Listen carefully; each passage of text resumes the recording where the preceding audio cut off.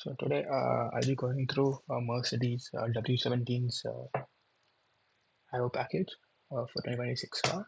Uh, so I've done a previous analysis of Ferrari and Red Bull, uh, and Mercedes is from the Bahrain testing and the pre-season testing.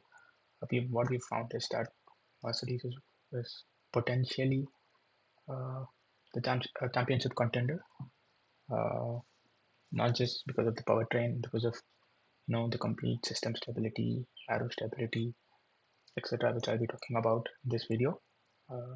Now, let me go through the basics. Let me go through the basic video video package that has been announced, to the reveal as well as and how it has been modified through track testing and practice. So let's start. So for Mercedes, coming to there are a few important things that you're supposed to notice. Uh, First of all, uh, the reveal. This is the livery reveal, and this is not the exact presentation that was taken into the track day testing. So as you know, these front canards weren't present in the track day, and they had like a like how RB had like both the canard as well as like a vertical plate. So they opted for a vertical plate. I'll explain that in the coming videos. So first of all, as you see, similar nose cone structure, similar structure of the nose, narrow compared to last year's car, which is what similar all the teams have done due to the regulation, the bounding box constraints. But if you can see, I'm not sure if it's clear here. Uh, the active arrow actuation for the front wing is basically placed underneath the nose right here. If you've seen other teams, they had like two actuation pods uh, on the inboard of the front wing, whereas Mercedes has chosen to take it inside.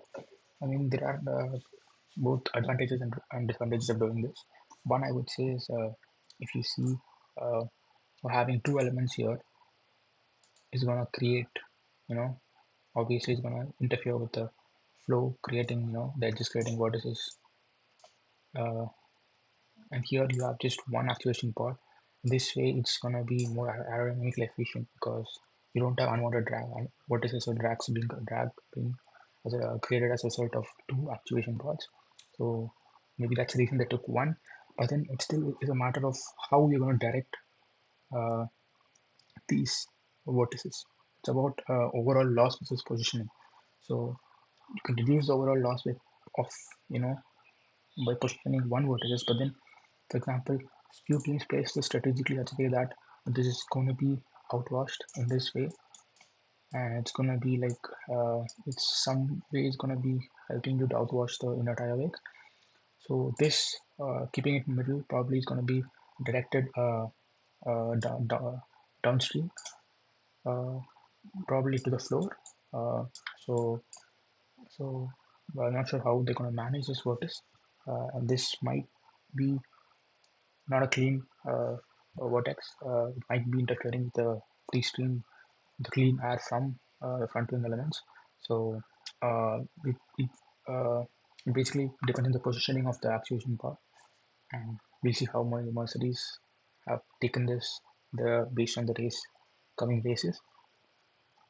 Now coming to the end plate itself. Uh, Coming to the end plate itself,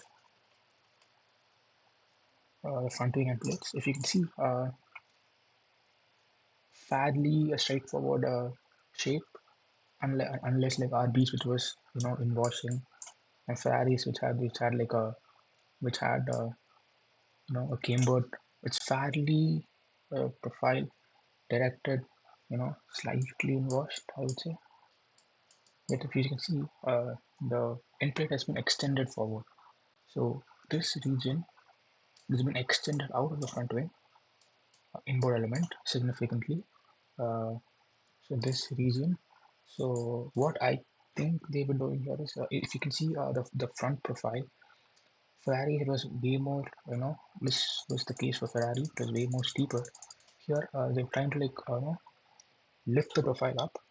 So it's basically this basically cranks up like this. So you can see there's a relatively big volume, suction volume here. So this large suction volume, uh, what I think is it creates an inwash. So uh, this relatively is in a high pressure. So due to this suction region is relatively low pressure, or this the high pressure creates a vortex in this direction, a vortex in this direction. So maybe what they're trying to do is, uh, and this vortex, it if you can see, it might be through, it might be carried over to the end plate, and it might be used for downstream or through the this thing. But then it depends. The suction region actually there's very big. So as you've seen in the previous videos, the difference between the inboard front wing element and the side wing, uh, based on pressure difference, based on the end plate, the side plates, and the inboard element, the outboard element, like there will be vortex creation, but then both are relatively high pressure zone, so the vortex is not as powerful. Here, the vortex generation is due to high pressure and basically a zero pressure zone. So it's creating a very strong vortex, and this is basically called as not suitable or clean vortex. The strong vortex can interfere with the diode, can interfere with the clean air, creating disturbance along the flow.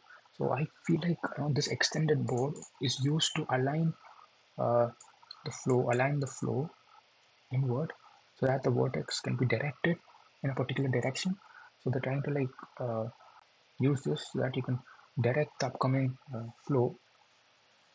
So this outwashing element is usually used to direct whatever without the in-stream flow is being directed in a particular direction. So they're probably trying this vortex just to manage the diabatic, uh, not directed downstream. So that might be the case. Uh, as you can see, they have one vortex generating, uh, as seen in other teams, and this canard is not a part of the actual track car which is being used.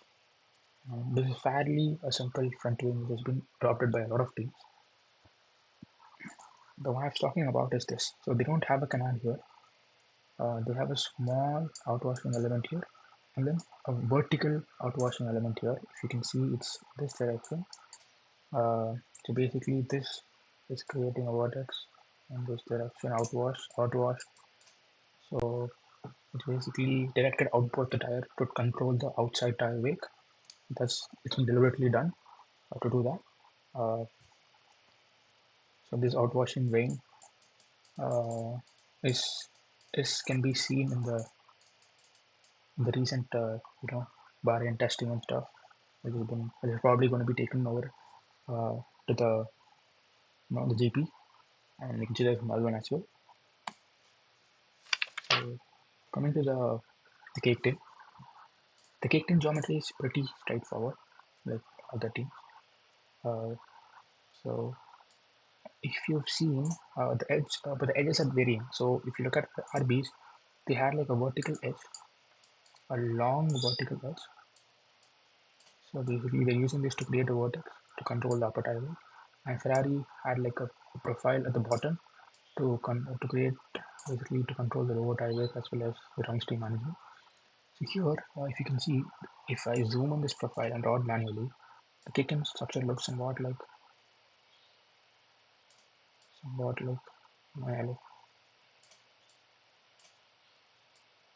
somewhat like this. So there's an elliptical profile. There's an elliptical profile given here. This elliptical profile is given because, so if you know, the more elliptical the corner is, the more reduced the pressure distribution is. So instead of a drastic 90-degree corner, uh, which is not suitable for a lot of 90 degrees, going to create a lot of junction losses. Uh, this elliptical profile is going to have a more smoother pressure distribution. So the vortex from this tip, basically from this tip, is going to be more cleaner and more a smoother vortex, more cleaner vortex when we created. So that's the reason they have this elliptical profile here. One more important thing to notice here is that notice here is if you look at this image, the second image, for your reference, I'm just moving this first into. So this is the cake tin structure, and this is basically the inlet scope is somewhere here. This is basically where the air goes in to cool the brakes, and as you see, it's taken in, and this big circular duct is where the the air is exiting out. Exiting out. So it's been intentionally this big, this big duct is intentionally used. So I'll explain how it's gonna work. So basically, they're basically using the mass flow of this, through the inlet scope to cool the brakes. They're using this basically to direct this mass flow outwards. They're kind of trying this structure is somewhat like this. If you look from a top view, trying to outwash this, this air used to cool the brakes deliberately outside. So basically, they're trying to uh, manage the tire wake. So they're deliberately using this mass flow to basically outwash the tire wake. That's one of the major reasons they're using this, the mid-tire wake, and also this smooth profile. Maybe whatever flows attached going over the kick pin or over the over the rods, over the kick pin. Basically, this outer surface also acts as surface so that the axle stays attached and flowing outward in this direction. And this uh, also used for outwashing as well as for making the air attached coming outside. Uh, Now, this is a flow daggers. The front flow daggers that you've seen in every team. It's almost similar flow daggers. And the flow profile, the flow bed is somewhat. Most teams they operate for like a straight one. Some teams has like this to create a discretized vortex. But then it's almost the same. Application is taken for every team. Now coming to the floorboards. Uh, this image is, as you've seen, it's same for every other team.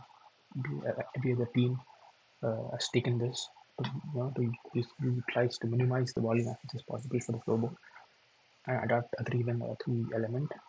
And basically that they have like an upwash and curl here, as you know. There's an upwash and curl here, and then this is basically upwashed and then to the sidebar, and then there's basically an element which is basically so if you look at the side view, there's three elements.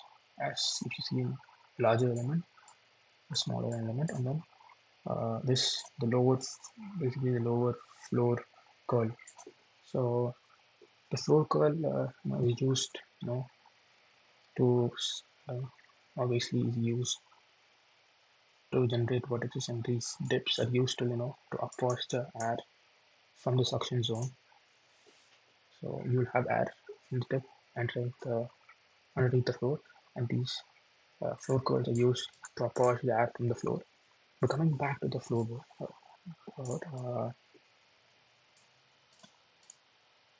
so what you can see is, if you can see, it's not like this is a straight profile here, and then from every profile this has been inboard, like it's like this. The image is like this is the profile of this, if you can see from top view. So they deliberately uh, moved inwards. This element is moved inwards. So as you see, like you don't, like this is a sharp junction and it's not suitable for in terms of an aerodynamic flow. But then they've chosen this probably because they've maxed out the limit. They've maxed out the reference volumes, the regulations. Also, they deliberately sharp inward. So basically, the flow coming in this direction is basically blocked. So this sharp inward element is basically blocking the going on there, creating a stagnation zone, increasing the pressure in this zone. So increasing this pressure in this zone, basically what happens is that basically it's gonna create a lot of load on this floorboard, which is carried over to the floor, creating obviously suction and downforce. That's what they're trying to do here. Uh, so this basically is due to this reason is propagated towards this floorboard,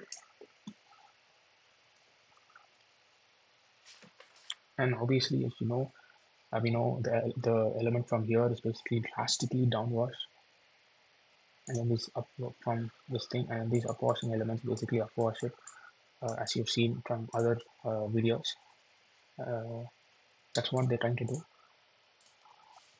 So downwashing, upwashing, creating load on this board, creating downforce. I think they're also trying to push in this element inward so that the air coming here basically is kind of interfered with this element, creating high load on this board, creating again, I think, contributing to downforce. And if you look in the back, if you look in the rear direction, if I go back to this image, the rear direction. So as I've said that, due to the stoppage here, due to the inward structure, there's going to be high pressure zone here. Again, adding the stagnation zone to this hypod, there's going to be high pressure zone here. So if you look at this region, this edge, if you look at particularly this edge, the vortex is going to be in this direction, coming outward. So if this is the tire, and if take this is the bore element, the flow bore element. So I know there's a high pressure zone, so the vortex is going to be in this direction from the backside edge. So this in some way, this outwashing, this outward vortex is also might also help in controlling the tire wake, uh, due to so tire wake from the front tire. It can also manage or suppress the tire wake uh, by like a very small amount. That might also be the reason. Also, so this high pressurization here is like one is for downforce, one is for obviously for downforce, and two is probably to uh, manage tire wake. So these two might be the reasons. Now, it's going back. So this is a more clearer image you can see here. So this is a high pressure zone. So the vortex in this edge is going to be in this towards this direction. This downwashing outward vortex can probably suppress the tire wake. And now coming to the floorboard and the floor edge. Every has a slot. Every team has like a slots here to create discretized vortex upwashed through the diffusers. Uh, there's like a we can see there's a kicked up ramp here, a ramp here. The edges create vortex, probably to manage tire squat as well as to upwash these vortexes to the diffuser. The one more important thing to notice is that if you can see here, this tiny element, this upwashing curl, there's an upwashing curl. So there's an upwashing curl, as well as there's a sharp edge. If you can see here, this upwashing curl is basically used to push up the air to the floorboard to the tires. So creating a very small suction here, suction zone here. It's very small. Not actually very small, but then you can see this edge, this as I said, this edge also creates a vortex, which goes underneath, which goes downwards. So it's probably used either to control the lower tire wake or the tire squirt from the rear wheels. Uh, that might be the reason for this tiny upwashing element, tiny curl edge used here, small winglet section.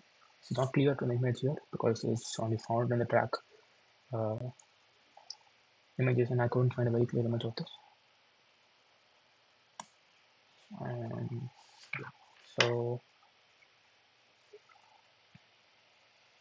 So if you got the side pod, it's a similar structure to other elements. But one thing is, a lot of elements need for a vintage cast, like the not vintage, like previous years where they have a very uh, tapered side pod structure. But here they're trying to create a less tapered and more streamlined profile uh, compared to other teams. So I think they're trying to take out the clean air directly towards the resolving and to the diffuser. Uh, so I'm still not sure about how this is going to impact career performance. Uh, uh, but then that's the difference that I can see geometrically from other teams. And obviously they have a stagnation zone to create a pressure on the board. And then the lower profile is, I'd say, it's more of streamlined to create a more cleaner flow to the diffuser. That's one thing that have to be noticed. And coming to the rear rims, uh, similarly, a three-core element to one larger, one medium, and one small. And they have an actuation here for the for the active element with other teams. But if you can see how much of this is clear enough, the slot gaps between the elements, the slot gap between the elements are pretty small compared to if you look at Ferraris or Red Bulls. Probably they're trying to reduce the junction losses, as well as maybe that's the most suitable configuration for their active when you open up the active element. Probably uh, they're trying to have this configuration has the least drag. And if you can look at this profile, it's not straight like Red Bulls, and it's like they already have a spool. How if you look at Ferraris, had like a spool like this, and they're having a curve like this in the rear. So this geometrically is similar, but the only difference I could find was junction gaps between each core elements, uh, probably to reduce junction losses as well as maybe to reduce the drag in the active setup. And there's one more important thing. I'm not sure if it's visible. I don't know if the image here. So yeah, I'll find the image. Yeah. So if you look at the diffuser, there was a big giant cutout here, which you can't see in other teams. So why this is cut out? So they are from looking at a few videos from Kyle engineering stuff. I found what they've explained was that uh, so one reason is to basically direct the clean air from the lower side pods uh, directly to this. So to maximize the mass flow of clean air towards this. That's one reason. The second reason is basically, I'm not sure if it's a clear image here. So here you can see this upwashing winglet, kind of like this, an upwashing winglet here. It's a mandatory FAA regulation. This upwashing element basically creates a low pressure zone. It might pull in the tire wake uh, inward. So maybe uh, they're like this winglet is basically this cutout is used so that maybe to you could depower the effects of this winglet so that it doesn't take in as much wake uh, that would interfere with the clear eye. So these two are the reasons for this cutout. I'm still not sure exactly why. Maybe some few more test results and few more races you'll be able to find out exactly what they're trying to achieve here, because more people will be decoding what is happening here. And there's one more important thing. If you look at the side pod structures, there's a racing worlds and Ferraris. So if you can see, it's narrowed down very sharply. So basically it's like if I attach this profile and similarly it has this profile. So Ferraris and Red Bulls, a lot of teams are taking the same profile. This is basically is mostly related to the engine because if you can see, the relatively I think Ferraris and Red Bulls powertrain is relatively a smaller compared to Mercedes. That's why they have taken for this side pod, but if you can see, it's not drastically decreased, whereas it's gradually done for the Mercedes. So I think the power unit for Mercedes is relatively bigger. Is relatively bigger. Again, this is just a prediction. Uh, Get a look at other Mercedes engine basically uses like McLaren, Williams, etc., and you'll probably find out if it's similar. The chassis structure is similar, monocoque structure is similar. That may be one of the reasons because they share the common powertrain, and the powertrain requires more space for cooling as well as for the placement. So that might be one reason. And if you can see, there's one more big. Coming to the track results and improvements in track. Obviously, the one thing was the vertical canal for and the front wing for outwashing. And one more thing you can see was this four winglet was found during the track day, the last track day of Bahrain, the last week of testing. So basically, they basically found this four wing element. So this basically this and this fourth element for every side of the rear wing. So basically, these two wings at both ends.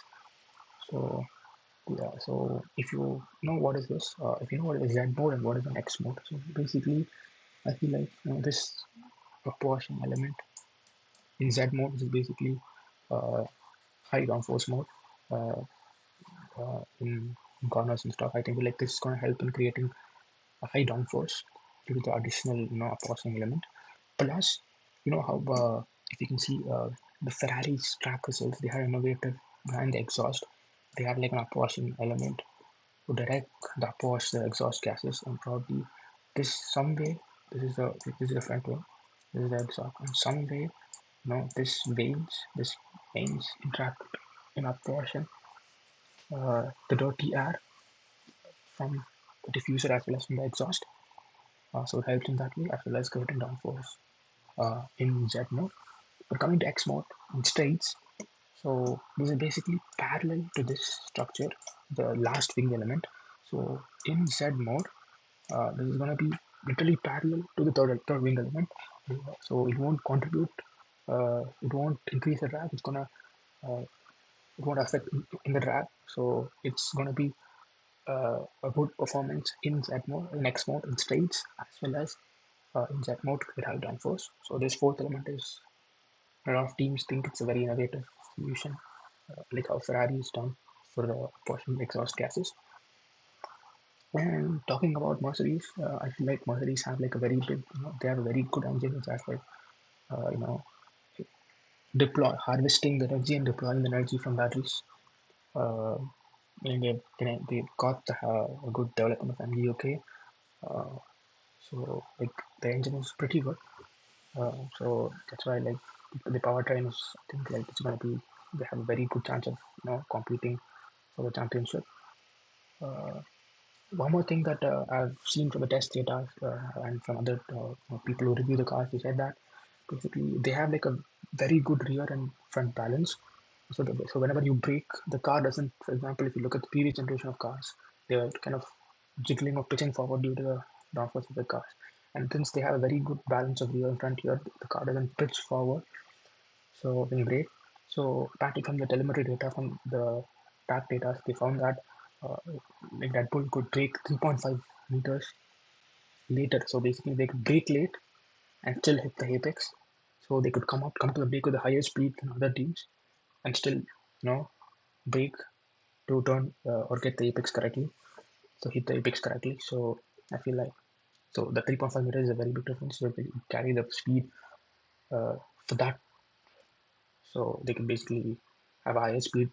They can basically brake at higher speeds compared to other teams. So that's kind of helped them, basically reduce the lap time in corners. And if you there's one more important issue that a lot of teams basically are complaining to FIA due to the performance of Mercedes, basically the compression ratio. If you've heard about that, and that's kind of creating an issue with a lot of Mercedes engine using teams such as McLaren, etc. Because Mercedes, what they put it is that they basically, if you look at the regulation, it states that the engine must have 16:1 compression ratio, and it's not mentioned specifically when performing or on track is measured at room temperature. So 16:1 at room temperature means you could have a very high compression ratio uh, at different temperatures. So basically, the engine satisfies with the regulation of 16:1 compression at room temperature. Uh, but then if you the operation temperature is pretty high, and they could basically crank up the engine to very high performance. That's what Mercedes have done till now. It's basically the rules weren't straightforward, and in some way it's compliant to the rules, but then it's some teams think it's very unfair because that's like it's not logical thing to do. So that's why FIA is investigating this case, and they've brought up I think I'm not sure when. I think mid-season, engine regulations checks and stuff, so that teams will have time to optimize the engine to be reliant with the engine regulations, because you can't change the regulation now.